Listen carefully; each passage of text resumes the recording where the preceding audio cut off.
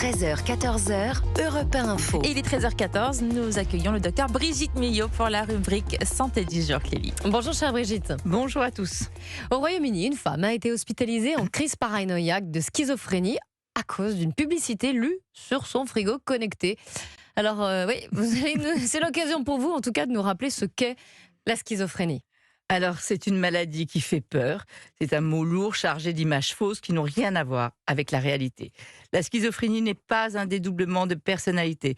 C'est une maladie du cerveau, une maladie chronique, une maladie complexe qui modifie la perception de la réalité. Mais ce n'est pas un dédoublement de personnalité. C'est une maladie fréquente, une personne sur 100. Si vous connaissez 100 personnes, vous connaissez sûrement un schizophrène.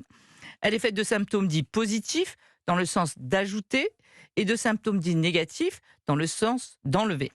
Les symptômes positifs sont des hallucinations auditives, visuelles, olfactives, gustatives, tactiles. Vous avez l'impression d'avoir des araignées qui vous montent dessus. Enfin, c'est terrible. Des délires aussi, des délires de persécution érotique, mystique, mégalomane ou paranoïaque.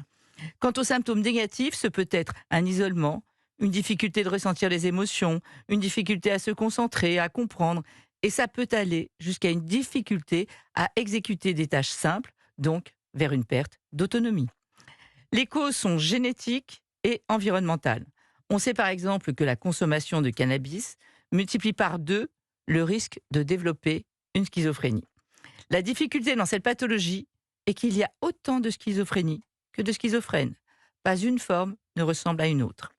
La schizophrénie n'est pas guérissable, mais elle est traitable.